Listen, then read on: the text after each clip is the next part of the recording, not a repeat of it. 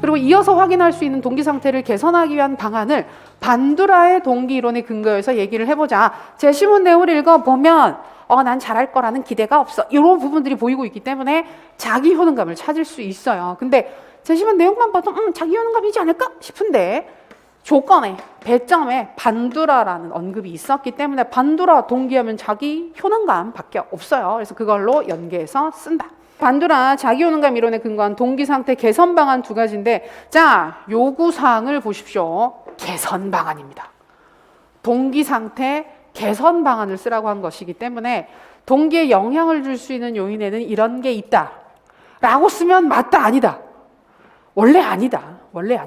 이런 요소들이 있기 때문에 요 부분을 요렇게 저렇게 활용을 해서 동기를 높여주고 싶어요. 또는 자기 효능감을 향상시켜 주고 싶다라고 얘기를 주셔야 됩니다. 그래서 여기도 보시면 첫 번째 달, 그러니까 이게 중요한 건 맞는데 요 부분이 중요한 사항은 맞기는 한데 이것만 써서는 알 수가 없다는 겁니다. 성공 경험의 제공이다 라고만 쓰시면 틀린 얘기는 아닌데 아주 좋은 서술은 아니죠. 학업과 관련된 성취의 경험을 또는 긍정적 성취, 성공의 경험을 꾸준히 제시해서 자신의 능력에 대한 긍정적 신념을 형성하도록 조력을 한다. 이렇게 하게 만들겠어요 라는 식으로. 그러니까 이거는 내용이 크게 달라지는 것도 아닌데 해서 동기 상태를 변화시킬 거예요. 좋게 만들 거예요. 효능감 높일 거예요. 이런 식으로 얘기를 해주면 훨씬 좋습니다. 풀어서 쓰자. 방안은 풀어서 쓰자. 두 번째 부분도 대리 경험의 제공이다 라고 쓰실 텐데, 자신과 유사한 모델의 성공을 보면서 자신도 수행 가능할 것이라는 기대와 믿음을 가질 수 있도록 조력을 해야 한다. 이런 식으로 좀 더 풀어서 얘기를 함께 해주시는 거예요.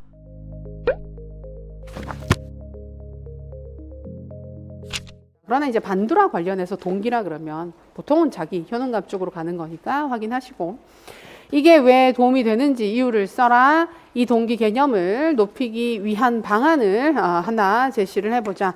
열린 문제 아니죠? 네 가지 방향 중에 하나로 쓰셔야 합니다. 자, 네 가지 요소 나오죠? 이거 좋은데 문제 낼 때마다 네 가지로 쓰시는데 그래도 답이 좀 퍼지거든요. 그래서 한 번만 짚고 넘어가겠습니다. 이 시점에 꼭 짚어야 될 것 같아요. 그 성공 경험을 갖게끔 하기 위해서는 성공의 경험을 할 수 있도록 교사나 부모가 과제를 조절하거나 환경을 조성할 수 있더라. 만약에 내가 한 번도 줄넘기를 안 해본 사람이라면 어떡해요? 내가 정보를 못 가져요. 알 수가 없어요. 그런데 옆에 나랑 똑같은 굉장히 비슷한 신체 능력을 가진 친구가 있어요.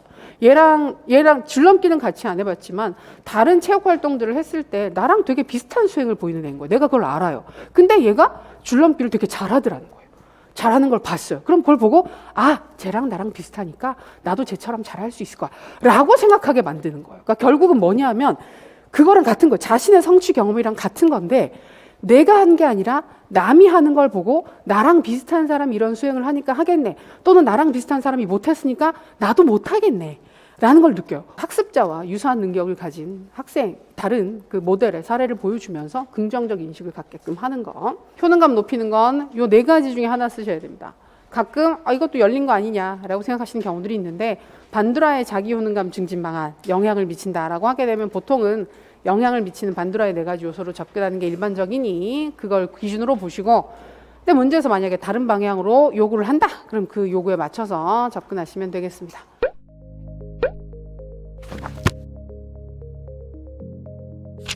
자기 효능감 엄청 중요하다. 강조를 해야겠어요. 정말 중요하다. 엄청 중요하다. 그리고 자기 효능감에서는 영향 주는 네 가지 요소 있었죠. 엄청 중요하다. 진짜 중요하다. 이 네 가지는 꼭 기억해서 효능감 높이는 방법 또는 효능감에 영향을 주는 요소가 뭐야? 그럼 이쪽 연계해서 답하시면 됩니다. 신경 써서 체크해 두자.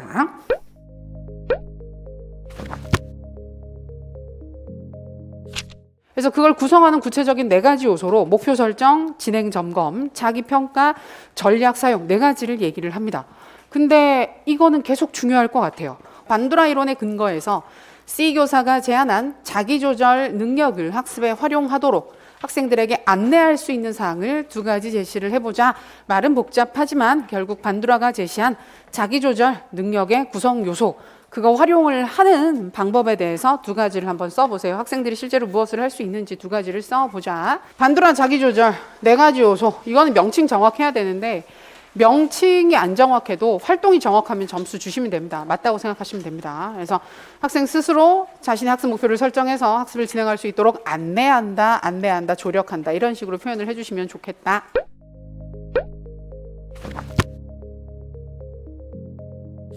그리고 우리 좋아하는 자기 조절 나옵니다. 이 자기 조절은 원래 시작은 자기 조절 능력인데 이 자기 조절 능력이 자기 조절 학습 쪽으로 연계가 되면서 많이 얘기를 하고 있어요.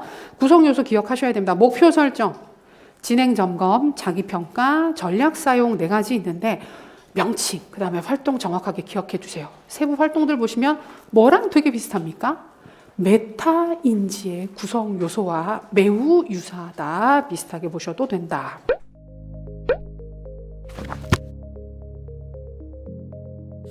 형성평가는 어제 오늘 계속 봤잖아요.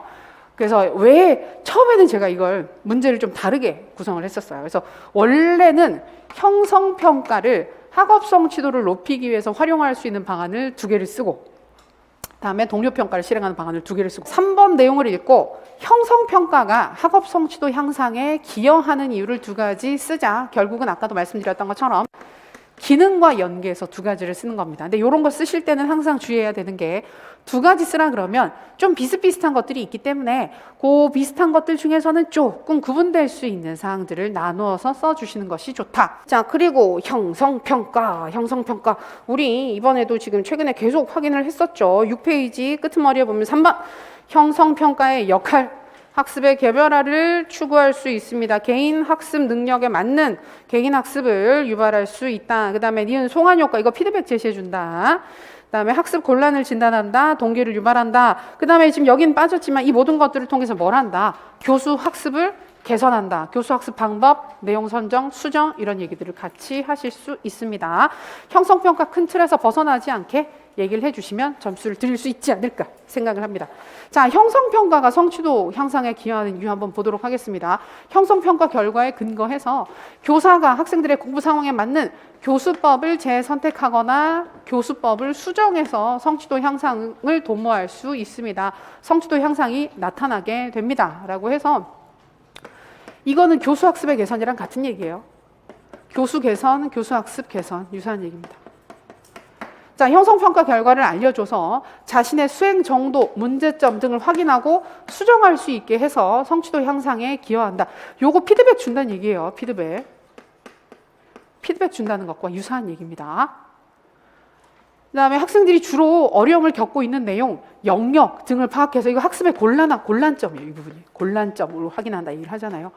곤란점을 확인해서 해당 부분에 대한 추가적 교수를 실시하거나 추가적 자료를 주거나 교수 방법을 완전히 혁신을 한다든지. 근데 앞에 교수법 재선택이 있었기 때문에 추가 교수를 얘기해 준 방향이 좀 달라 보이죠. 비슷한 얘기지만 방향이 확 달라 보인단 말이에요. 그리고 형성평가 자체가 평가를 실시하는 것이기 때문에 동기 향상에 도움이 될 수도 있다. 주기적으로 실시하면 동기가 올라갑니다.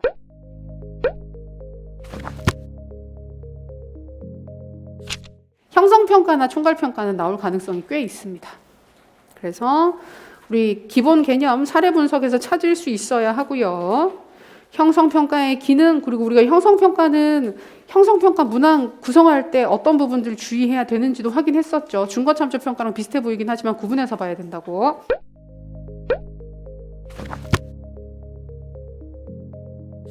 자, 박교사 발언과 가장 관련되는 타당도 유형을 찾아보자. 이제 양호도가 아니라 타당도라고 딱 찍어서 들어가고 있습니다. 그러면 그 세부 유형들 중에서 하나를 찾으면 됩니다.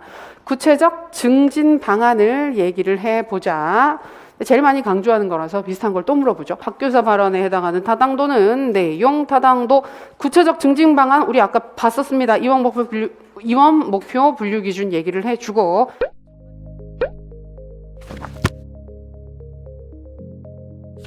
내용 타당도 찾는 거 어렵지 않으셨나요? 준거 참조 평가를 찾고 재신문 내용을 보게 되면 평가 도구의 성격이 먼저 나오죠. 그리고 그 평가 도구에서 중시하는 타당도가 뭔지를 찾고 그것에 있어서 그걸 향상시키는 방안을 이렇게 찾아 들어가는 문제였었기 때문에 그런 접근으로 찾아보시면 괜찮을 것 같습니다.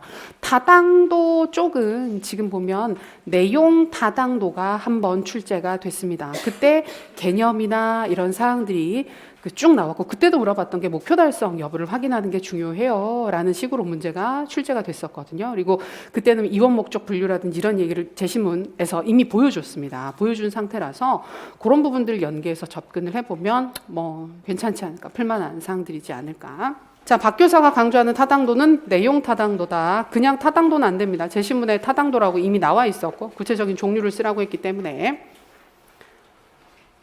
자, 확인 방안, 내용 타당도 확인 방안은 보통 두 가지, 전문가한테 가서 확인을 받는다. 그 다음에 평가 도구가 이원 분류표, 이원 목적 분류 다 같은 얘기입니다. 이원 분류표에 근거해서 제작되었는지를 비교해서 확인한다는 얘기.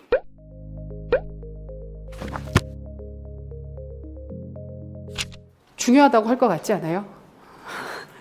중요하다. 중요하고 여기는 어느 정도 답이 좀 명확한 부분이에요. 답안이 좀 명확하게 정리가 되는 사항이기 때문에 우리가 평소에도 조금 신경 써서 봤으면 좋겠다 싶은 부분입니다. 자, 타당도 중에서 내용 타당도가 출제가 됐습니다. 그리고 내용 타당도 연계를 하면 그 측정 방법 쪽을 많이 얘기를 하는데 전문가, 측정 평가 전문가, 내용 전문가의 판단, 그다음에 이원 목표 분류표에 근거한 판단, 요걸 가장 많이 얘기를 하거든요. 그리고 여기 지금 추가적으로 정리해 드린 부분을 보면 드물게 내용 타당도를 교과 타당도와 교수 타당도로 구분되어 있다라고 정리하는 자료들이 드물게 있습니다. 일반적인 접근은 아닙니다. 일반적인 접근은 아닌데 내용이 어렵지는 않습니다. 교과 타당도나 교수 타당도인데 교과 타당도는 교육 과정, 그러니까 교과 자체의 내용이 많이 들어가 있는가를 보는 것이고 교수 타당도는 쌤들이 한 번씩 이거 쓰셨어요. 내용을 풀어서 많이 쓰죠.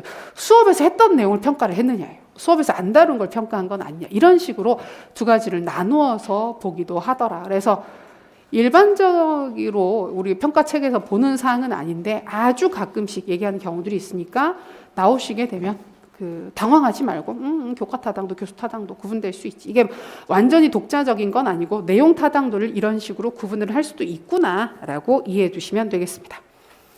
자, 공인 타당도, 예언 타당도, 구인 타당도, 결과 타당도.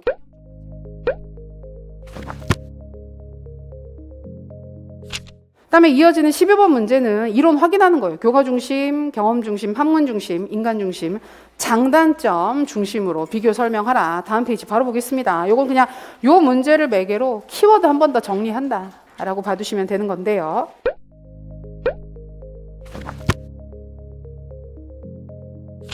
교육 과정에서는 두 가지, 교과 중심 교육 과정과 경험 중심 교육 과정을 찾고 장단점 쓰고 실행 방안 쓰는 건데 매우 편안한 문제였을 거라고 생각을 하는데 그러셨나요?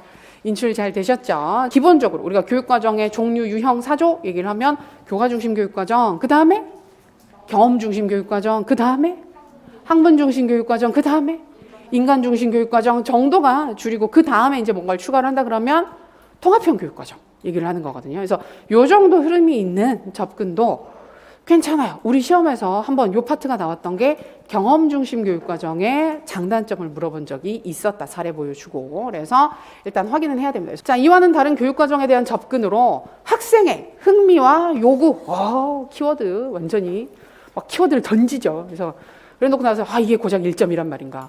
좀 더 쓸 수 있을 것 같은데. 라는 느낌이 있어요. 그다음에 교육 내용과 활동을 구성하는 교육과정. 특히 주의는 경험. 반성적 경험을 할 수 있도록 교육과정을 구성하는 걸 강조했다. 학생의 경험이 계속적으로 성장할 수 있도록 교육과정 구성할 필요가 있다는 것입니다. 이 정도인데 이렇게까지 키워드를 막 진짜 쏟아부었다, 실수로 쏟아부었다 할 정도로 키워드가 들어갔죠. 뭐죠?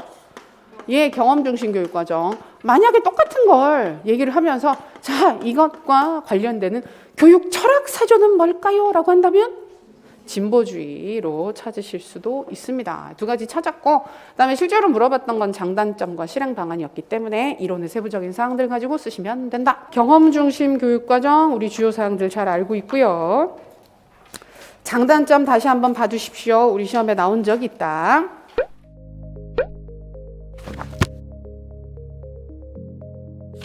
이전에 경험 중심 교육과정 나왔을 때 장단점을 물어봤었어요. 그래서 그 맥락에서 그래도 혹시 모르니 장단점은 두세 개 정도씩은 확인.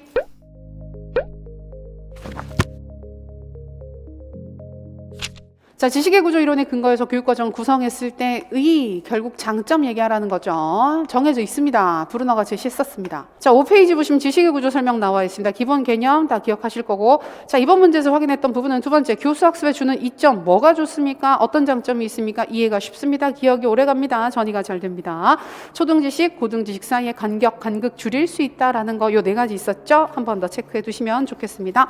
지식의 구조 연계되게 되면 지식의 구조를 가르치는 조직 원리로서 주식의 구조를 교육과정을 편성을 할 때 어떤 구성 원리나 조직 방식에 따라서 구성할 수 있나요? 라고 물어보면 보통은 나선형 교육과정 언급도 같이 많이 하니까 그 부분도 같이 확인해 두시면 좋겠습니다.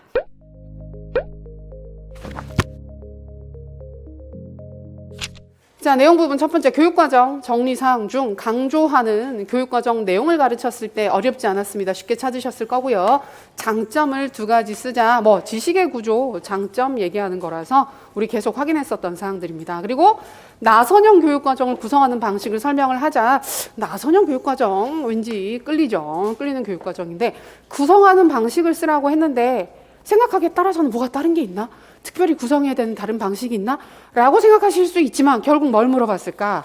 개념을 물어본 겁니다. 개념 정확하게 알고 있는지 그 개념에 근거해서 이런저런 방식으로 개발하면 된다. 개념 물어봤습니다. 자, 교육과정 내용과 조직에 대한 관심을 가져야 한다. 단순한 사실이나 잡다한 현상에 대한 정보가 아니라 낱낱이 흩어져 있는 정보들이 아니라 이런 사실과 현상을 관련 짓고 체계화할 수 있는 개념과 원리를 가르쳐야 한다.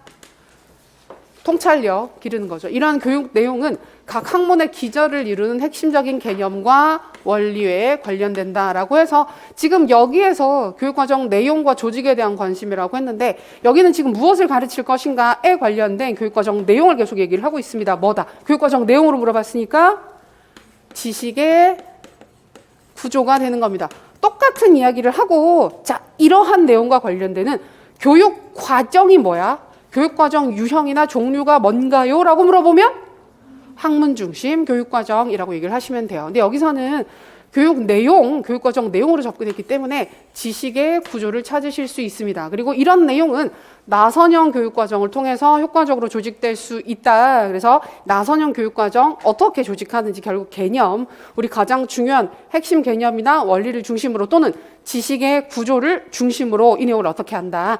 점차 학년이 올라감에 따라서 더 명백하고 분명해지는 형태로 조직을 하는 것이다. 심화되는 형태로 조직을 하는 것이다. 라는 기본 개념 알고 계신 거 풀어서 얘기를 해주실 수 있습니다.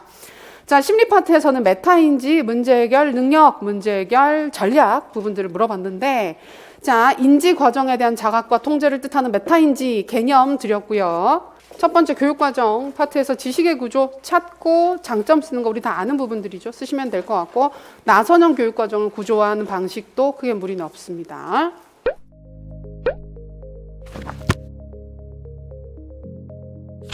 그리고 따로 나오긴 하는 부분이긴 한데 지식의 구조가 매우 중요하죠. 가르치는 내용으로서 학문 중심 교육과정에서 지식의 구조가 아주 중요하고 이 지식의 구조를 중심으로 학문 중심 교육과정을 조직하는 교육과정 방식 유형이 있습니다. 뭐? 나선형 교육과정 매우 중요하다. 출제 가능성 높다. 나선형 교육과정.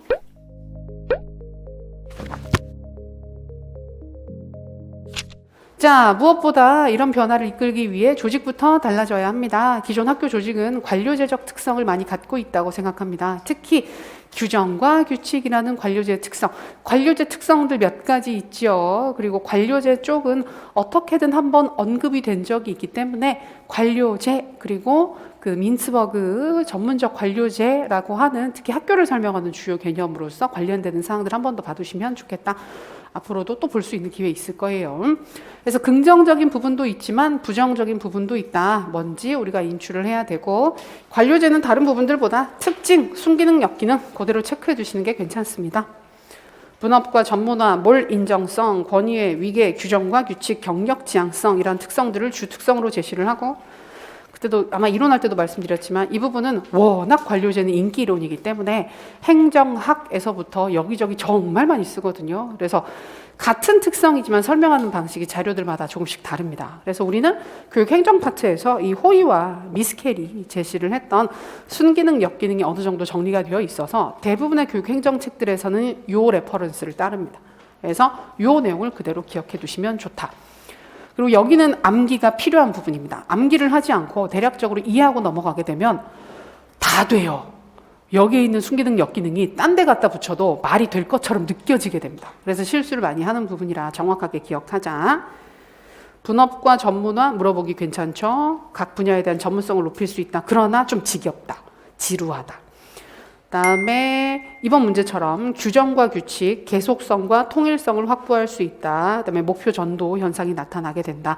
이런 얘기들은 하기 좋으니까 키워드 정확하게 체크. 학교 관료제의 특성들 한번 확인해 두시면 무리는 없겠습니다. 규정과 규칙 부분, 순기능, 역기능 그대로 기억하는 거니까 활용하시면 됩니다.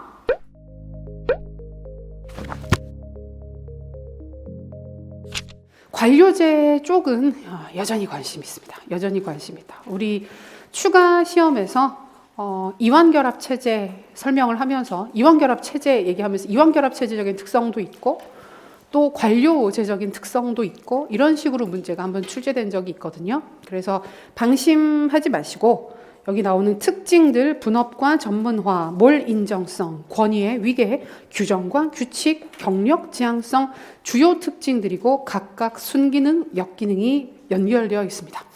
너무 사실 좀 디테일한 부분이기는 한데 우리가 학교 조직 얘기를 할 때 분업과 전문화나 아니면 규정과 규칙 요 정도는 학교 조직에서도 분명히 보여지는 특성이기 때문에 순기능, 역기능 연계해서 기억해 두시면 좋겠어요. 이전 우리 시험에서 비공식 조직 찾게 하고 순기능, 역기능 물어본 문제가 있기는 있었거든요. 그래서 조금 디테일하게 본다면 이런 부분들 확인 가능하다.